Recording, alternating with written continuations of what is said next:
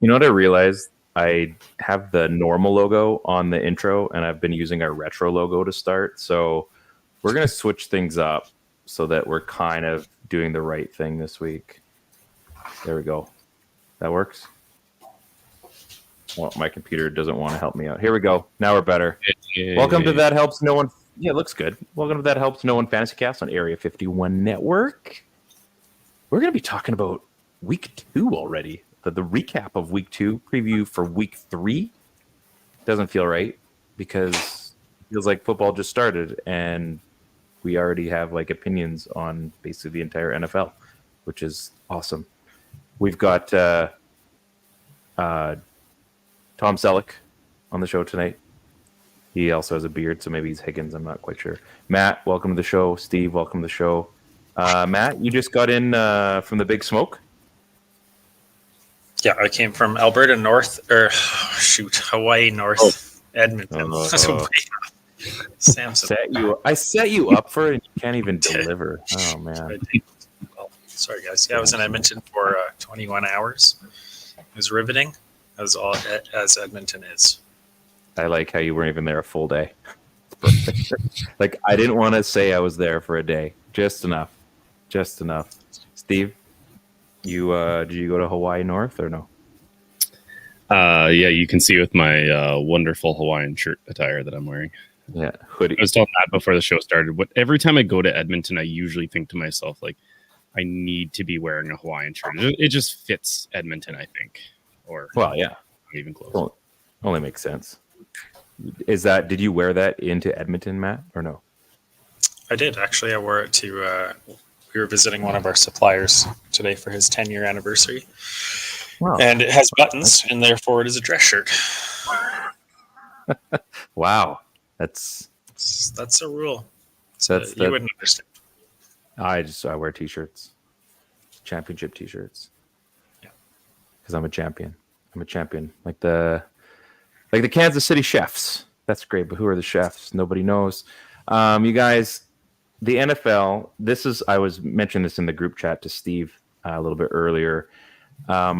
Injuries this season, they haven't been like the catastrophic ones where guys are down for the count for the entire year. Like we're not seeing like full on ACL repairs, but there are these really annoying ones where guys are out like 4 to 5 weeks. This has been really frustrating to start the season. Like obviously all the CMC owners are not happy. Looks like Jordan Love might play this week, so that's good. But I mean, Puka is out. Like there are a ton of players that are just like trickling around that. Pacheco's out as well. Like just tons of injuries. Have you guys been affected via the injury bug for your rosters so far?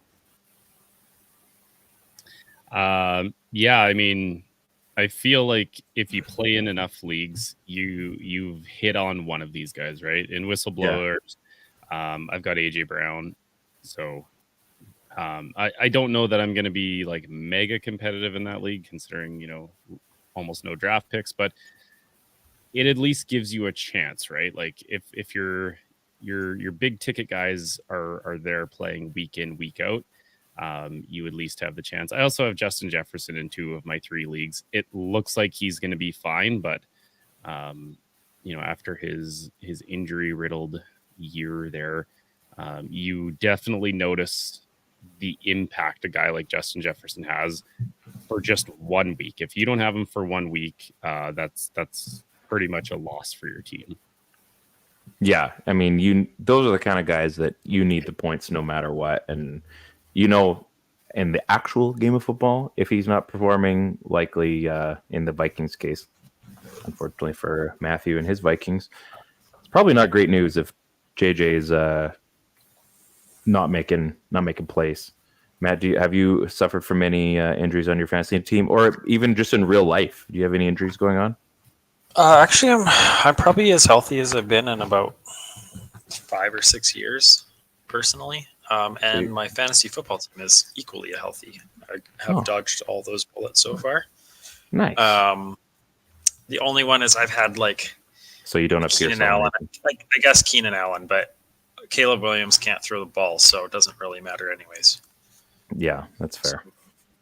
Something about the Bears, I don't know. Like this was the year maybe they were able to get off the schneid and actually be a relevant fantasy team, and yet it's still the Bears. I think they tricked us, and maybe one player would be good. That's about it. Yeah, it could turn around. It's the curse of the NFL making these rookies start immediately and never giving them time, and you never know. By week 6, he could turn around and go, but so far it doesn't look that great. So I'm going to ask you guys this. You guys have probably been a little bit more diehard football than I have for a longer period of time in life. Now that the preseason is a little bit shorter and we're not really seeing guys get kind of full reps in, like maybe one series, like the entire preseason, it feels like for some guys. Do you not think they should probably be playing a little bit more in the preseason? Like, I don't expect all the starters to be playing. Like, it's such a fine line, right? Like, would you not expect them to get like a series each game, or even the first 2 games, and then like one play even in the 3rd game, and then that's it? Like, I would hate to go in completely green on the season, and these random just because your muscles haven't been used to working in like actual game reps. You know what? That might be a question for somebody who played like super high level football. I wouldn't know what that feels like in terms of like, live practice or live practice games of how hard they're actually hitting, how hard they're engaging. But I feel like that idea is kind of like a catch-22, because sure, maybe if that was the case where you're getting more of those reps and your body's getting used to taking those hits before it's like 110%, sure. But then you have what happened to J.K. Dobbins a couple of years ago, where Harbs put him in literally for one series and he blew his knee out, and it was like, oh, should we stop playing starters altogether? And I just feel like there's no good answer for this. Like, it's a contact sport. It's a violent sport. It's going to happen. And I was listening on the weekend to Move the Sticks, and Bucky Brooks was saying that there's this kind of thing in the football world that there's 4 levels of speed in football. There's preseason, there's the regular season, there's playoffs, and then there's Super Bowl. Right. Every time you bump up, the game gets faster, gets more difficult. So sure, maybe you need those reps on your body, but then there's also the idea that maybe the lack of reps is going to save you if you're going deep into the playoffs or like a full Super Bowl run. Yeah, I get it. I don't know. Matt, what do you think? I just think with such a short season, to not be prepared for week 1, 2, especially as a rookie quarterback or a new offense or whatever it might be,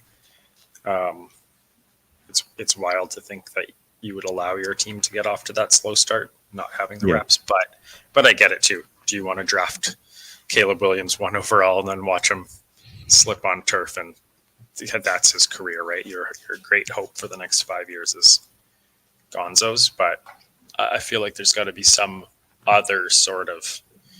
I mean, the Panthers didn't. Some sort of simulation. Panthers didn't play on turf for the first 2 weeks, did they? I don't know. What's their excuse? They just are bad. They're just bad. Yeah. I feel like in preseason too, you're starting to see a lot more of these teams who are reaching out to other teams, and they're actually doing like, full joint practices. And I don't care if you tell, one of your players, like, I want you to go 75%, I want you to go 80%. When the egos get out there and you get popped once, like, I feel like that's pretty I would say that's maybe even as close to a preseason game as you can actually get. So, you know what? I think Matt's there. I'm not, like, as a GM, as a coach, I am not risking my job by putting first overall picks out there. And, should they get a torn ACL? But what about your veterans, though? Like, look how many veterans have already gone down. We're going to talk about Cooper Kupp in a second as well. But then there's plenty of veterans that have gone down already, right? I mean, the Ravens are notorious for grabbing veterans not before the preseason, but like week 1, week 2, because those guys are like, hey, just so you know, I'm not doing preseason stuff. So if you want to sign me, come sign me when the season starts.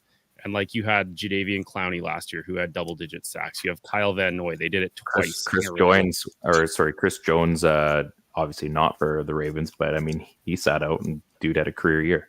I just feel like those guys take such unbelievable care of their bodies. Like we've come so far in the strength and conditioning stuff that they're not getting the full hits, but those guys have been taking hits for long enough. Their muscle memory is like when they engage in those blocks, they're ready to go. When they're getting tackled, they know how to tackle and wrap properly. I would err on the side of caution. If my guy gets hurt week 1, week 2 in the regular season, at least you can look at your GM and say, like, well, what was I going to do? Sit Caleb Williams? What was I going to do? Sit Justin Jefferson? Right. No, it was bound to happen. You could be in like that jeopardy point of losing your job should you start Justin Jefferson for a quarter in even preseason week 3. And it's like, oh, by the way, our season's done now because Jefferson's done for the year. Like I'm not taking that risk at all. Yeah, no, that makes sense.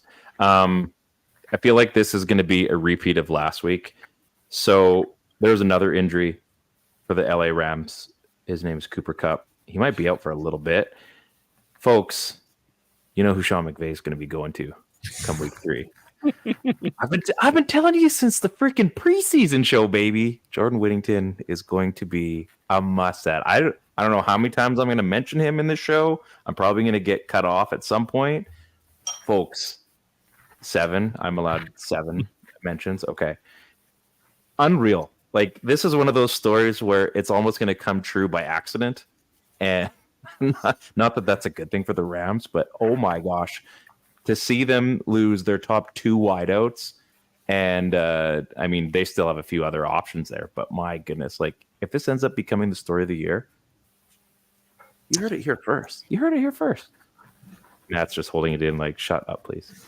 No, I just, they have to be able to score points with those guys though, because they looked horrible last week. So, you know, Whittington might be that guy. Tyler Johnson might be that guy. But if they can't get them the ball, then they're just running in circles. Thank you for that, by the way. Quick question. So this is part of the rundown I've got here. Most surprising player so far that isn't doing well. Steve, or actually Matt, you go first. Is there a guy that you're expecting to be like a star so far and has kind of sucked so far? Yeah, I think most people expected Rome to be kind of one of those immediate receiver threats as a rookie. Obviously, Williams hasn't been good, but he had a ball in his hands in the end zone, both of his hands, and just like fell right out like a ball you should not be dropping. He doesn't seem to be getting separation. I don't think any of the receivers on that team are helping their quarterback, and he's probably the one that you hear all the flash about and has been not good. Steve, well, what do you think? If you were listening to our preseason show, which we know you did, and you were just doing that spiel to set me up for this, I actually told you that I did not love Roma Dunze. You can look through the Google Docs for that one. So, there was a mention of that. Yeah. There was a mention of that there. You know what? The one for me, let's just stick in Chicago because they've always been a disappointment. Never trust a bear on your team. DeAndre Swift. Yeah. Ryan narrowly avoided that. Like, you got a 25-year-old running back who, you know, for all intents and purposes in Detroit didn't really get it together like many thought he would be that top 5 running back. Goes to Philly, puts up 1,000 yards easily. I want to say he had upwards of like 50 targets. When Ryan and I were doing our trade, I was like, here's all the guys. And you were kind of humming and hawing. And I was like, it was tough. Yeah. I'm not going to lie. I actually didn't want you to take DeAndre Swift because I was like, if I can make another trade, I'm happy keeping DeAndre Swift. We both dodged a bullet there. Didn't have to keep him. No kidding. Yeah. Get him. I would say he'd be the biggest disappointment I've seen so far. This is going to kind of be, I hope I don't go like all Najee Harris on this one, but like, I know we're only 2 weeks in, and yes, they're 2-0, but like it's Patrick Mahomes, and I know they kind of take, like last year, if you listen to like the New Heights podcast, every week you'd hear Travis Kelce's like, yeah, we've got the right guys, and they just like, it feels like this slow build, and then they hit the playoffs, and that's when they shine. It's almost like Rashee Rice has had a good start. Xavier Worthy's look good, but it feels like Patrick Mahomes just doesn't have like his, I mean, his speed, his fastball yet. Again, he's had, I think, 19 and 20 fantasy points so far in Sleeper, which is, it's fine. But it feels like with an offense that even with what they've got, it doesn't seem like he's like, I guess they're only throwing like a couple deep balls for a touchdown so far. Like he's looked not pedestrian and not ordinary, but I mean, he doesn't look like the Patrick Mahomes where we're all freaking out by week 2 because he's like preseason. He probably looked more electric than he's looked in the regular season so far. Do you think they've taken the Patriots of old mentality of just like, I don't care, just win, we win, right? And like, maybe, I think so. Those guys all want to be the best player on your fantasy football team, no matter what they say. Yeah, but absolutely. They win games. They have their formula. I just don't think they care, and I think you might see a lot of those Patriot type numbers. I mean, again, you're talking Brady and Mahomes. It's not like they're pedestrian, like you said, but no, they don't care. Oh, and they absolutely do. I mean, I was listening to New Heights. I think was it last week's episode or anyway, and it just Travis Kelce's definitely not ready to go, and yet he's still going to be one of those higher echelon picks overall. Like not a first round anymore, but he's probably still expected to get what 800-900 yards. You would expect probably a handful of touchdowns because he's a go-to. And you're right though, Matt. They just go in and they just win. And I mean, week 1 against Baltimore, they just sneak out of that one with a win. Week 2 comes down. Did that go to overtime? No, it was 1 point. Or the kick or whatever, right? So I mean, like it's not like it's exciting, but it's not like they're just throttling teams. So, and this is the kind of thing they can go out and absolutely dominate week 3, and this is a moot point. But it's I don't know. We're a little early on, and I think there's already guys that we are all expecting. There's a lot of guys that are having wicked starts to their season, but I think those are all good candidates for sure. I would say Mahomes at this point, if you're playing with people who are impatient, people who maybe you have like an early playoff, by week 13, week 14 kind of thing, and people can't wait around, Mahomes is a great person to buy low on right now. Like, think of the 2 defenses that he just played against. Baltimore is usually a top 5, top 10 defense. Cincy is usually a top 5, top 10 defense. Yeah. Weeks 1 and 2, like you said, you're not expected to like be clicking on all cylinders. He doesn't have Hollywood Brown. I think he's getting Hollywood Brown back at some point. He's got, like you said, Xavier Worthy, who hasn't played a lot of snaps. Rashee Rice, he was in and out of legal troubles. Like, how much was his head into football? If you go and approach someone about Patrick Mahomes and maybe they need like a lower end wide receiver or something like that, and you can upgrade a different position to get Mahomes, he's gonna be fine. Like that's just what he does. He's going to do it. Are you saying buy low on Patrick Mahomes? Well, it sounds weird, right? But I think at this point, people will look at that and say, well, that's 2 games in a row where he hasn't got me my 25 to 28 kind of points. So you're never going to get him low. But if you can, maybe package your quarterback and something small or whatever that is to get a top 3 quarterback fantasy wise, he's going to be there by the end of the year. He's just played really difficult defense to start the season. My fridge is like doing something kind of weird over there. I don't know. Just hearing some random sounds. Maybe the house is going to blow up. Is your fridge running? Yeah, it might be. Yeah, better go catch it. Folks, if you do want to drop in a question for us about your fantasy team, it's a little early. I get it. Or if you just want to say hello, that's cool too. Like I said, over the Area 51 network on all their channels and obviously our YouTube as well. Drop in, ask a question. If you just want to like laugh at Matt's shirt or debate if it is actually a dress shirt or if it's Hawaiian apparel or both. I don't really care. But now we're getting to the segment that I just about pulled from this week because I thought we'd have 2 guys that didn't. But everybody is excited about this. This might be the most popular segment of the show now. Let's find out. Okay. It's Remember the Name. Everybody remembers this one. So being that I was going to pull this, I'm going to go first. And I'm going to the Wayback Time Machine. And I'm going to try to do running backs today. And speaking of a team that I do hope does well this fantasy season. No, I want to go first. I want to go If first. if you randomly pick this player, I'm going to be choked. You're about to take my running back. You're about to take my person. I would almost guarantee it, and I have a theme for mine. And since you were late, I'm cutting the host of this show off. One. All right. Okay. So, Fine. So my challenge to you guys, since you are the remember that names, is I want you to remember that theme going way back. So you might get it on the first one, you might get it on the second one, you might get it on the third one.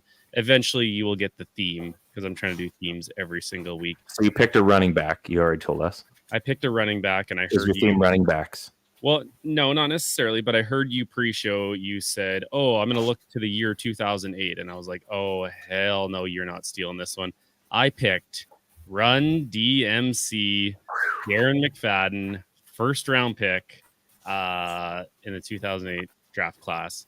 He ran a 4.33 Run DMC. I love the name. So much hope for him. I think band names. One or band names. Yeah, one or two good seasons, but you know what? I always thought Run DMC would be like that generational fantasy football player, and he just never was. Just like Jamarcus Russell, we all thought. Yeah. I saw him play live. That was fun. Did he throw it over the mountains?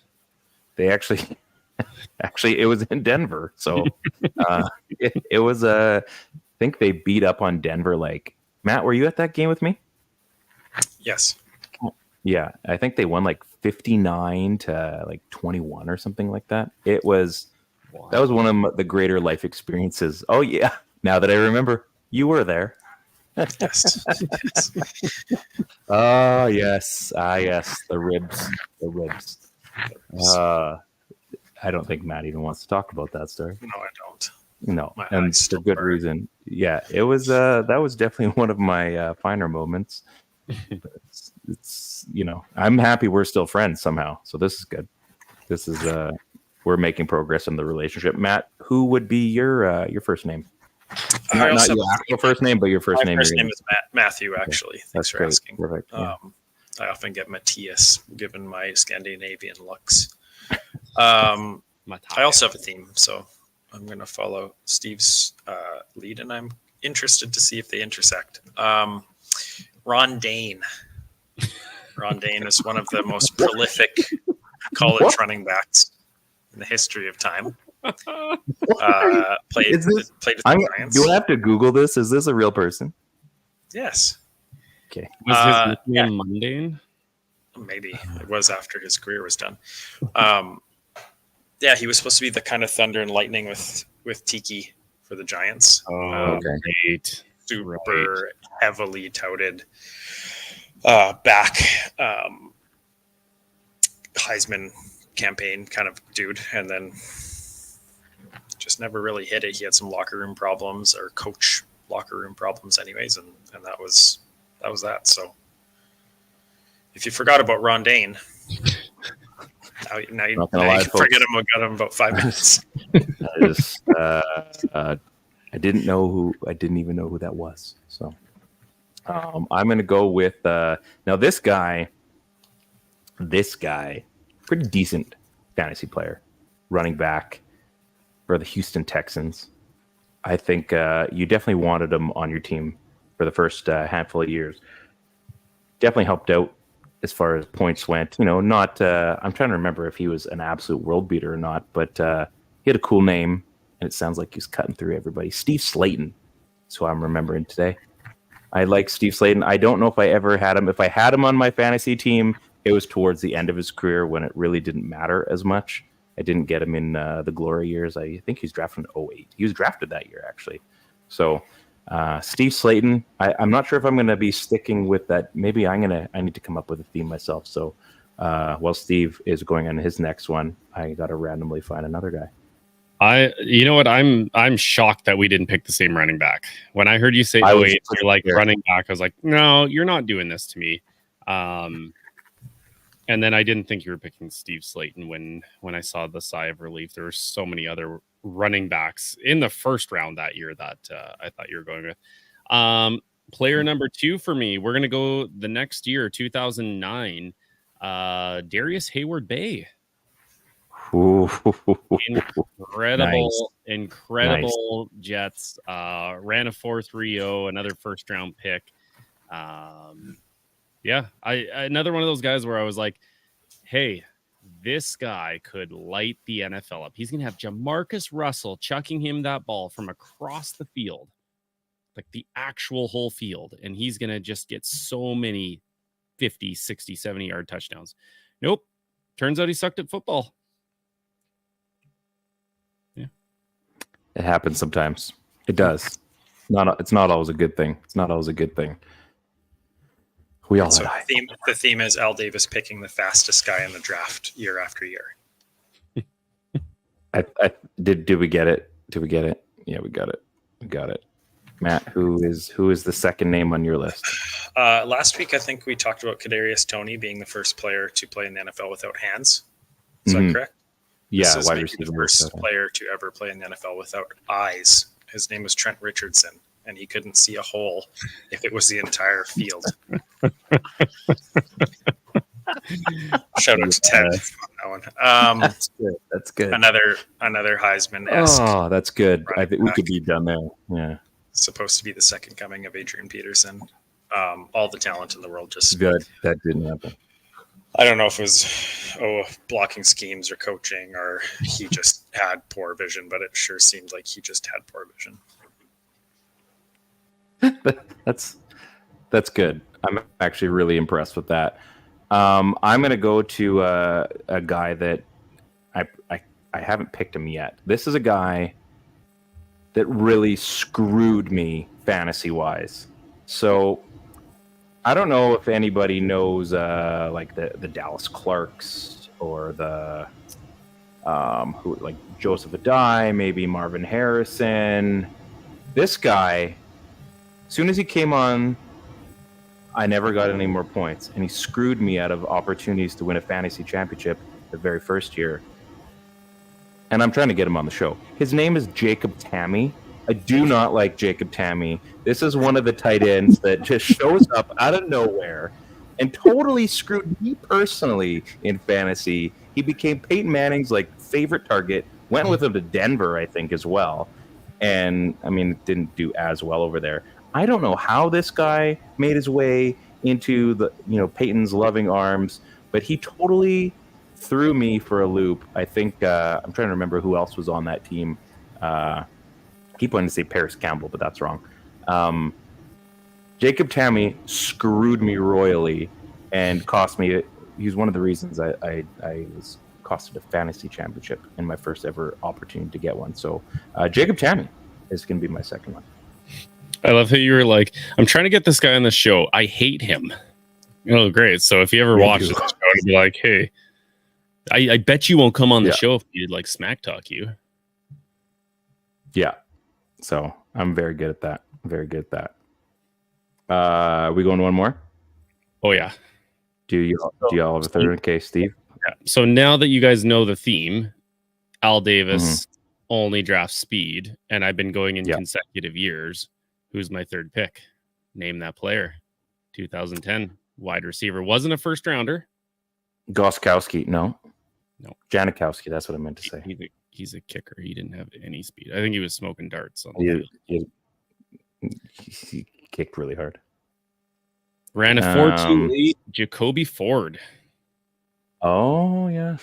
Yeah. They just kept. So they started with McFadden was a 4.33. They're like, hey, guess what? We didn't draft fast enough. 4.28 Darius Hayward Bay. Not fast enough. 4.27. Jacoby Ford. None of them worked out. Turns out you have to be good at football and fast, apparently. Maybe they should have just like tried to get the second fastest guy that had hands instead of the fastest guy that was already running past where the ball was going to be. Nope. That was Al Davis. No. Al Davis, fastest guy. And you know what? Those are guys that I loved grabbing in Madden because it didn't really matter if you missed one deep ball. You just chucked another deep ball up and you're like, oh, sick, Darius Hayward Bay with 1,700 receiving yards. Never happened, but it did this year. It's a good pick. It's a good pick. There's only one Deshaun Jackson. Oh, is that who your pick is? That's not my pick, but that's that guy who got drafted for his speed. and also happen to be. I mean, Randy Moss fast, lots of those dudes fast, but like that's not what those guys are picked for, right? I don't think we could name a speed draft player in the last 15 years who's panned out. Tyreek's been good, but like I mean, Tyreek also was a just a 5-tool receiver, right? So yeah. My final one is just, you know, the theme being kind of these Heisman-esque college running backs that never quite figured it out in the NFL. It's Cedric or Cedric, depending on how you like to pronunciate Benson. Kind of a weenie.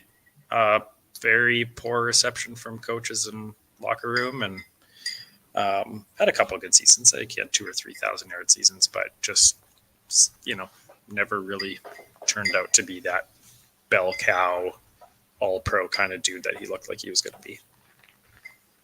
I like that pick. Forgot about him. I think that's why we're doing this. A lot of people have forgotten about these guys.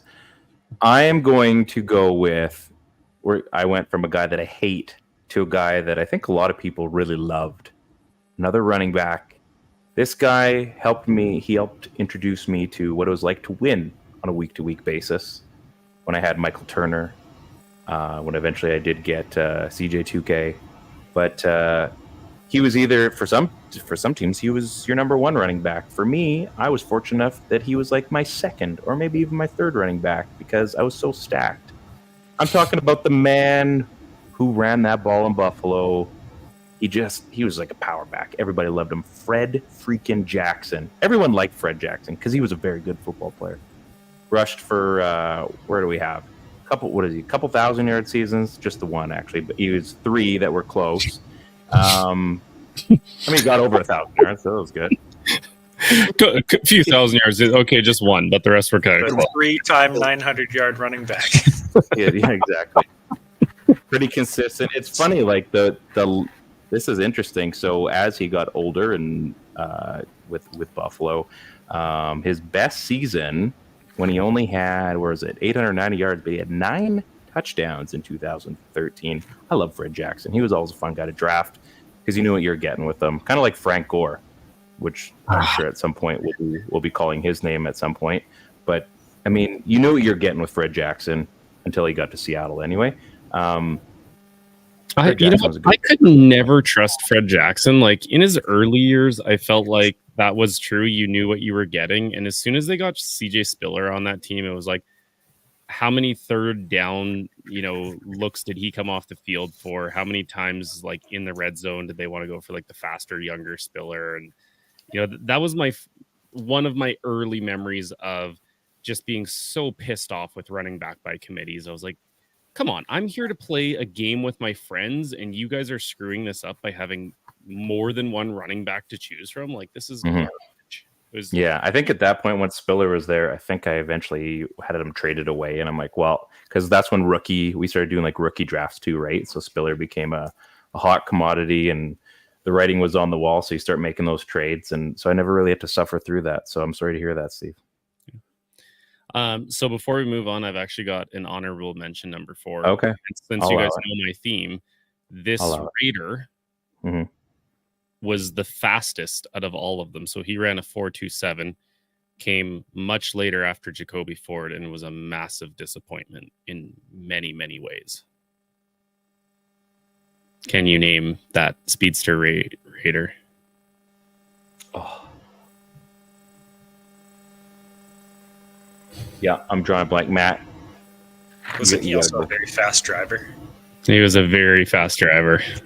I can't remember who. Henry Ruggs. Ruggs, yeah. He might be isn't he in jail? Yeah. Yes.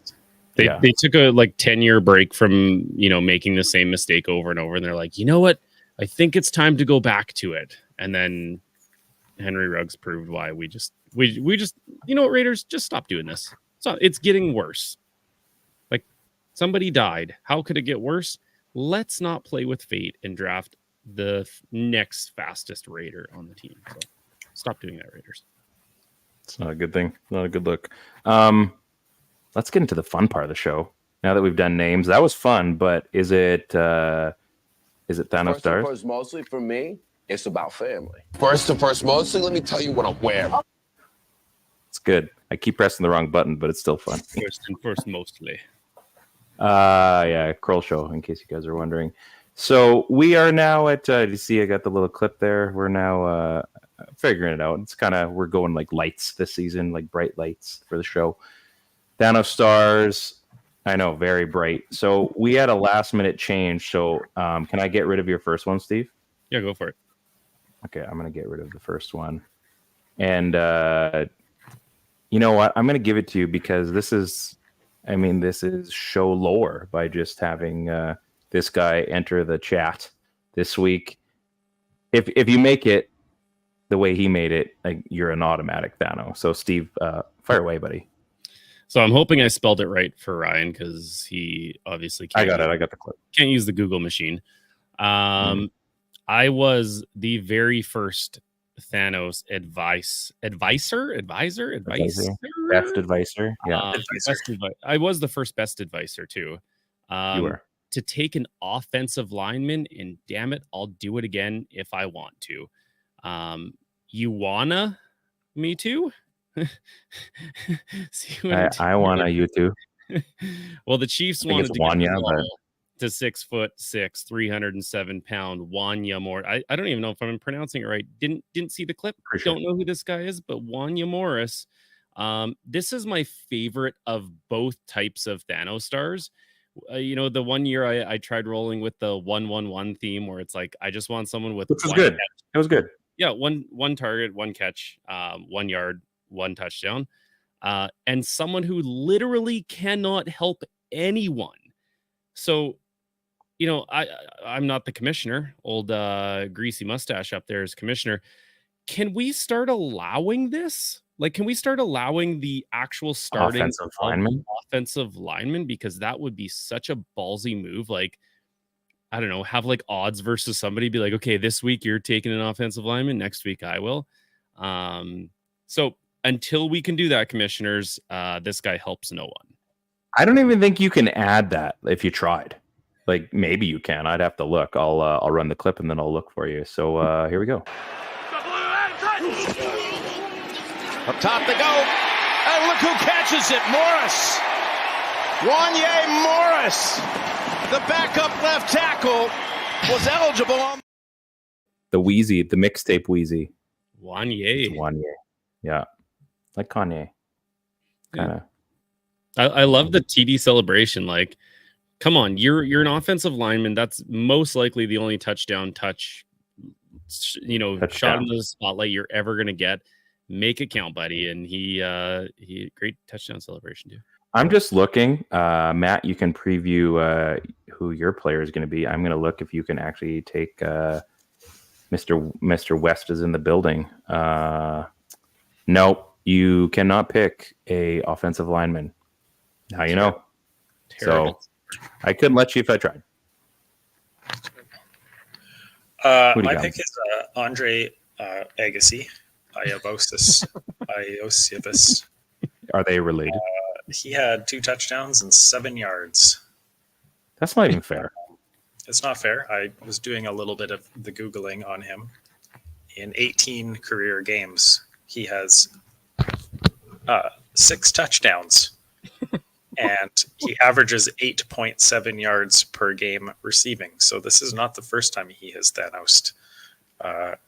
He did it a few times last year. There's no way this guy plays football. If you look at his sleeper profile, no. The dude went to Princeton. Looks like a soccer player. He looks like a soccer player, exactly. 18% rostered, 4% started. So anybody that So wait a second. You said ballsy enough to start this guy. 18 career games and he's scored in 6 of those. Is that what you said? He's had 6 touchdowns. Okay, so most likely he's scored in 5 of them. Like, if you start this guy for 4 games, you're getting a touchdown out of him. Those are good odds. I like those odds. Wow. Those are good odds. I suppose you guys want to see what the touchdown 2 touchdowns twice. So that's insane. Like, he must just show up and be like, today's going to be a good day. And his other 2 touchdown game, he had Oh, he had 36 yards. It's a respectable stat line. But let's see. Man, One touchdown, the NFL 2 yards. One touchdown, 3 yards. let's see what clip I picked here. Double teamed out here. Here it is. Going for it all. And an open target once again. I'm glad I got the right guy, because remember that one time when I picked the wrong player? And I had to... It happens occasionally where I get the wrong clip. So welcome to the NFL, Vesuvius, Mount Vesuvius. Vesuvius. I don't know. Yeah, that guy does not look like an NFL player. I'm sorry, that does not check out. Doesn't check out at all. My guy here, as is customary, a tight end will star in this segment. To be honest, Trey McBride probably qualifies also, but Higgins was the guy this week. Double zeros. You know what that means? 0% owned, 0% started. 18 yards, and a TD. Cardinals absolutely trucked the Rams. And if I told you Higgins had a big day, you would have started talking about the Bengals. Steve has never picked him in any season, so I'm fine to say that Elijah Higgins is my fan. I looked. I checked. You do not have him picked in any of our seasons, so with that being said, I'm about to roll the clip. Junior around, now they got him in the slot. Murray's looking for him. Pressure coming. Got away from Verse. Still on the move. Still on his feet. Throws to the end zone. It is caught by Elijah Higgins for the touchdown. Magic from Murray. Something should also be said. You could have probably just said, hey, check out this sick deke by Kyler Murray, and then you assume there's a touchdown at the end, because that was all Kyler Murray on that play. It just so happened there was a guy in the end zone. Too bad James Conner didn't catch it, I guess. So, did I just see that you texted me? I clicked on the button. You can actually add Wanye Morris onto. I don't know. I don't think you can start him. Maybe you could start him in a flex. Like, I want you to use your commissioner powers to get this guy. Okay. Make sure nobody takes the guy you drop, and then try to put him on your roster. But how come he doesn't? How come he doesn't show up though when I type it in? Because you suck. I must suck. I don't know. Like, I is just it like a in, flex? I hit the add button, and then it was like, "Who would you like to drop?" And I was like, "Oh my gosh, you can actually add an offensive lineman." And I No feel kidding. like we should have some sort of really stupid rule for next year, where the person who finishes with the most points in a week has to add an offensive lineman for the week. That's probably why you're not in charge. Why? Because we'd have too much fun. I mean, it would be interesting. Like, how many offensive linemen get a touchdown in a season? I mean, last year was a bad example because there's a few. Yeah, I guess maybe you just have to pick. We all have to pick from the same team. Like, all right, it has to be from the Chiefs, or like, who are the other teams that use them? Like, does Philly? Yeah, to be honest, I don't really know, but the Rams would be really hilarious. I know there's a few teams that tend to do it, so maybe like New Orleans or just Taysom Hill count. Didn't the Lions do it? And there was like the controversy around like the not reporting as eligible or whatever, and then they went. I think Okay, so okay. I mean, terrible idea. It's a wrinkle. Man, would that be hilarious? Like, why do you have like you're like scrolling with buddies and like, oh, let me see your team. And you're like, why do you have Wanya Morris on your team? You're like, well, I did really well last week, so I got the hell out. This is my punishment for being awesome. It's a choice. It's a choice. Or okay, maybe we don't make it impact it that much. Let's say the toilet bowl winner for the year has to use their last pick to draft an offensive lineman, or Mr. Irrelevant is always an offensive lineman. But you can just drop them. That's no fun. You have to keep them. You have to. I would say you have to start them. You have to keep them. You have to keep them for half the season. You have to start them once. Yeah, I think you should occupy your bench, at least one bench spot the whole year. Yeah, and you have to start them once. Unless you're in our league where we only have one bench spot. Yeah, that's still bugging me a little bit, but I'm getting by. Let's get into sneaky starts. Oh yeah, Matt, who is the sneakiest start for you this week? Former Minnesota Viking Adam Thielen. I think with Bryce Young being gone, I've always said that Andy Dalton is a rich man's Jeff Garcia, and I think he'll be looking for a vet who doesn't drop Who's balls. listening to it when you say that? All the CFL fans. Thielen doesn't drop the ball. He gets open. You're going to find him for third down conversions constantly. If their O-line can sustain a 6-play drive, I think he's an 8-catch, 90 yards and a touchdown on a real high. But he had a close to 1,000 yards last year, and he still got it. So you're liking him this week? Yeah, only this week. But yeah, okay. Big fan. Big fan. Just right now. Like by the end of the show, I may change my mind.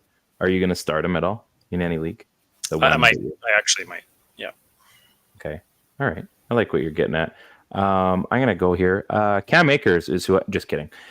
I'm not going to go there. Like our friend Jim Coventry said in season 2, DeMarcus Robinson is my start this week. As we all know, Cooper Kupp is out, and I will get fined if I mention Jordan Whittington. Robinson is the guy.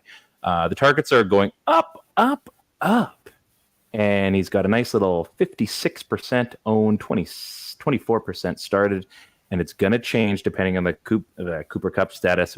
But now we know Cooper Kupp is out. Puka's already out. So, folks, go try to get yourself a DeMarcus Robinson start, because you know what? It might just work out for you this week. And sometimes I'm right. I mean, it says so right here. I'm a future league champion.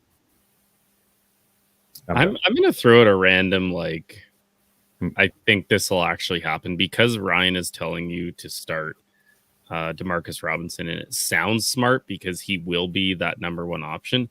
You should probably go grab Tutu Atwell because he's probably going to blow up for like 100 and something and a couple touchdowns just because. Also a season 2 reference. Yeah. Likely.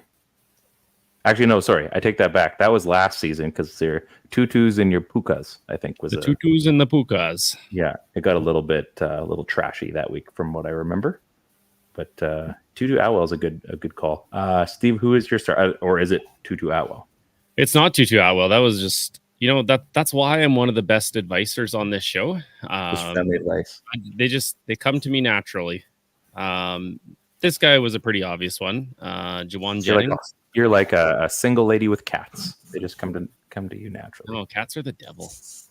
They're literally the worst of every possible human companion could be. Juwan Jennings. He was seeing 5 and 4 targets in back-to-back weeks. That's with Debo, Ayuk there. They were running the ball with Jordan Mason.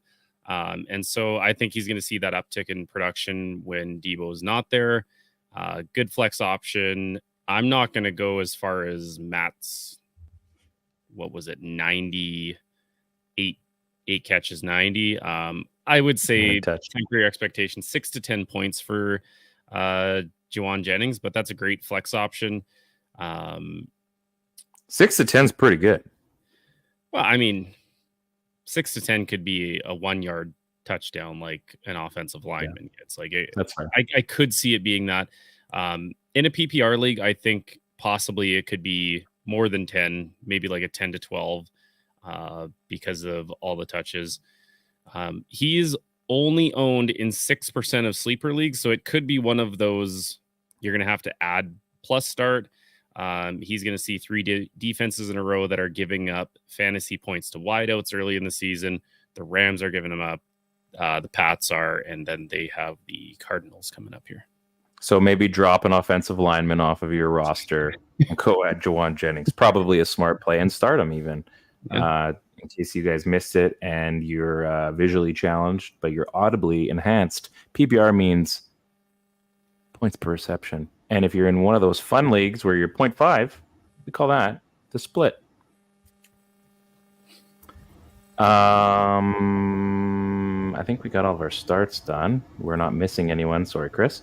That happened one time. Anyway, we're Never let you forget it. Never. Yeah, well, hey, sometimes people get mad. We're gonna get into sleepy ads. Matt, why don't you start us off on the ads? Sure. This may be sus as sleepy as the young folks would say, but Braylon Would you Allen. put a cap or no cap on it? I don't cap. I don't believe in cap. Okay. I'm too Sigma for cap.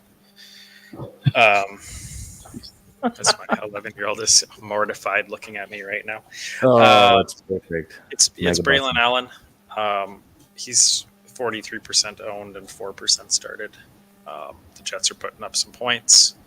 I go back to that running back by committee conversation with Breece Hall being there as the stud. Yeah.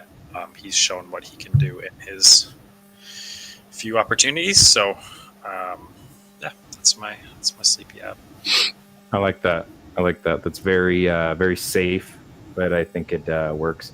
I'm gonna go with I don't know, Hunter Henry. I don't know, man. Are the Pats gonna play well in the next few weeks? Maybe. I mean, it just doesn't make any sense what's going on over there. He had 12 targets against the Seahawks. The Jets are stingy against tight ends already, and then the 49ers. Let's say I get lucky here, and something magical happens in the next couple weeks. He's 22% owned, 6% started. But who knows? Maybe the Patriots get going on something, and all of a sudden Hunter Henry actually looks like a decent tight end start. I'm not putting a ton of faith in this pick, but at the same time, I mean, the NFL through 2 weeks has been super weird. Nothing seems to make sense, and I was looking at Pick'em for week 3, and there's probably coin flips on half the games this week. They're going to be good games, but I don't think you can pick winners, convincingly on half the games this week. So, I mean, for all we know, Hunter Henry is going to be a star in the next couple of weeks. Not a superstar, but somebody that you'll be happy that he's on your roster. And if you happen to start him, it works out. Yay me. Steve, what you got? Yay you.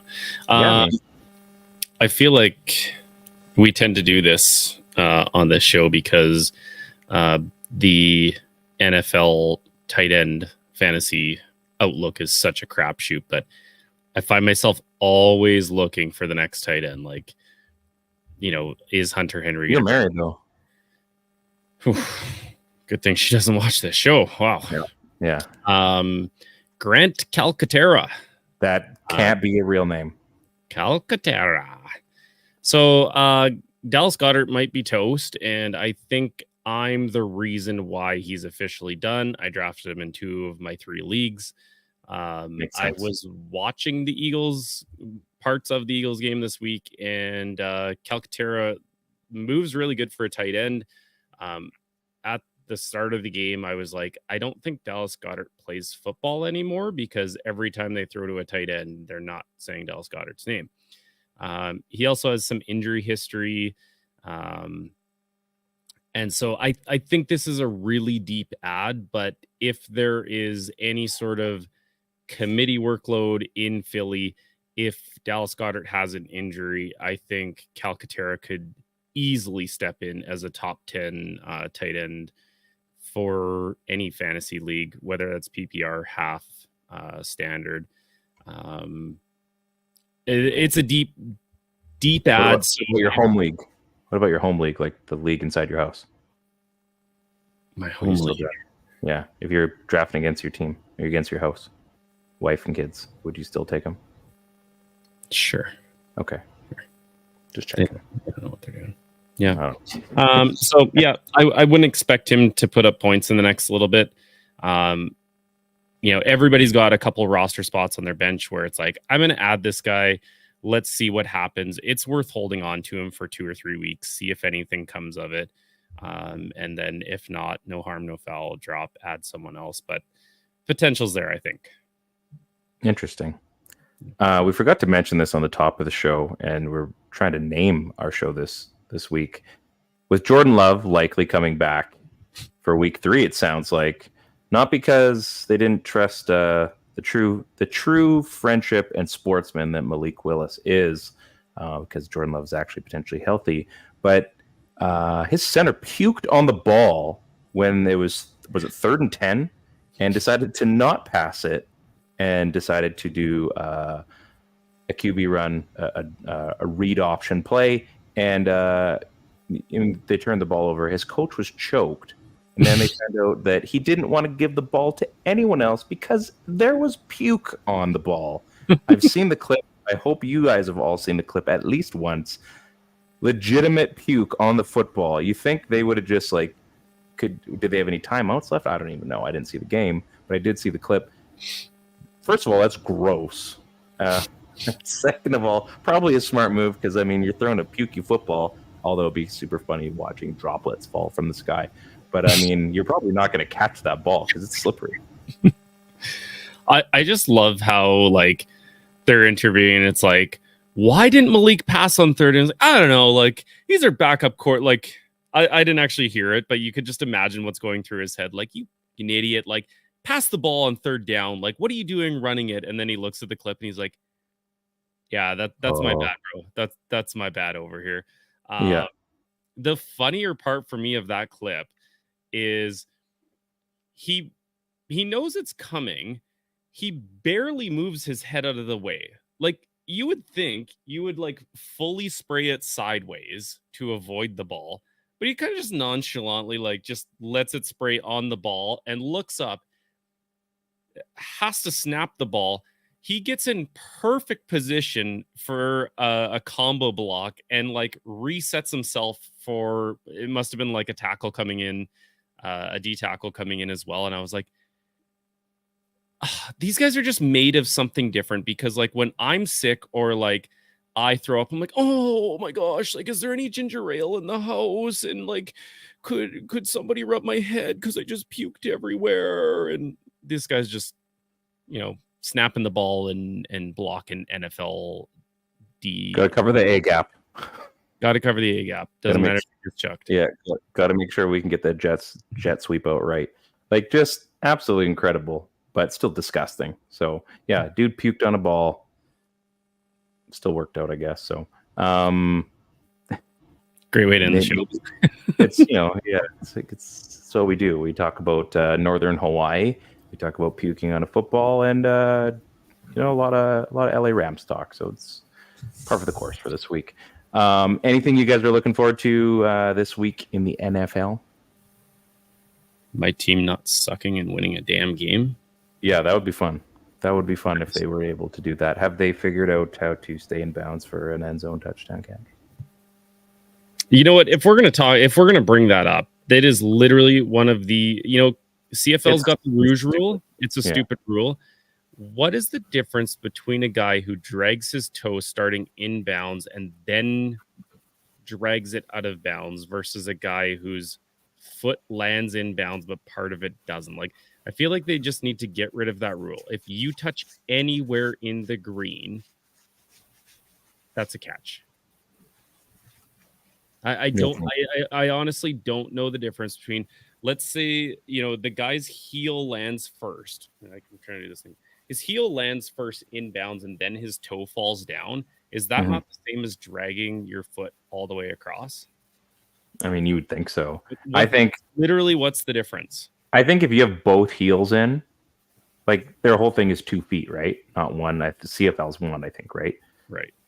So if you have 2 heels in, and even one of them goes outside, I mean, if you got 1.5 feet that land in, and then the final piece, like, we're splitting hairs at that point. Like, you're taking out, and in that case, I know, like, it sucks, obviously, that's the team you cheer for, but as a football fan, the way that game should have finished is it should have went to overtime. The way that went. No, they weren't going to overtime, dude. Did you not see the sideline? Harbaugh was running up there, and he was like, we're going for 2 points right away. Oh, that's right. That's right. He was going for it. But so potential game ending. But you land in, you have 2 feet, and I mean, it's impressive the way the guys can toe tap. Like, Tyreek's one of the better guys that can do that. But you see these guys and they toe tap, like, and you're looking for like a strand of grass between, the sidelines or the end zone. And I mean, I think, as amazing as it is that these guys can do it, I think you're ruining kind of the whole point. The whole point by ruining it. Yeah. That's why I think it should just be like, if you get any part of your body, both legs, you get any part of both legs inbounds as a first touch. So like you can't put your toes, your toes are coming down to the white line, your toes hit out of bounds and then you step down. Okay, I can see that because you first landed out of bounds. But like if your heel lands first and then your toe continues down and your toes are over, like I just think the game is more exciting when people are scoring and it's pushing the game kind of forward towards that. Like, yeah, I just feel like we were ruined out of this either, yes, overtime potential or this like mad 2-point conversion fail or succeed kind of thing. Right. I mean, if you maintain possession of the ball, like if you make the catch, I think that's another one too, right? Where you're waiting, like whether it's a fumble or whatever, and you see the guy make a football move. But I mean, if he makes the catch and he's in the end zone, you've crossed the plane, everything's there, and you're going to call it on what? A centimeter or an inch, that'd be a couple of centimeters in America. It just seems, yeah, you're getting away from the whole point of it. And for a league that you want to see points scored, I mean, again, it was great theater, but it just... It was very anticlimactic. Like, yeah. I mean, it was awesome thinking like, oh my gosh, they got it. And then you hear like, no, it's over. Yeah. And that's the ball game. Just... Matt, what do you think? Are you feeling this? Are you feeling this as well? I get it. I think if it's not the team you want to win, if this is in the middle of the game and not the very last play, probably not even talking about it. Yeah. But I get it. I actually never really thought, Steve, about the drag your toe versus touching your heel down. Yeah. And like, to be honest, I'm totally cool if that play was the exact opposite and it was Kelsey that caught it in the end zone and his heel comes down first and then his toes are after. It's like, I would still feel like we were ruined out of that moment, right? It's no different than the overtime rule where it's like Mahomes versus Allen. They've been scoring at will. Okay, sweet. We've got this shootout going. Let's go. We are so amped up. Oh, look, the one team scored. The game is over. You don't get to answer back. Like, it's just some of those. Or Tim Tebow when they went against Pittsburgh that year. Like, all right, that's the ball game. No, and everyone's like. Only time it was acceptable because F the Steelers. Well, we've come full circle here. Yeah, I don't know. And NFL is interesting. So a lot of good games this week. I think there's 2 Monday night games. So that's going to be fun. So clear your schedule for Mondays, folks. I have a championship game to play, so I'm going to have to miss at least one of them. But you guys all go enjoy that Monday Night Football action. And yeah, that's a lot of fun. Hopefully there are some better choices for THNOs next week. I feel like it's still been a little bit dry in that area. We haven't exactly had a plethora of options yet. So I believe it's coming. Likely more tight ends, likely more offensive linemen. I really don't want to have to get to the point where, we're picking cheap viewers. Hey, that's great. Thanks, guys. Appreciate it. How much are we talking? Like $1.99? Or just like people that aren't very good at watching stuff?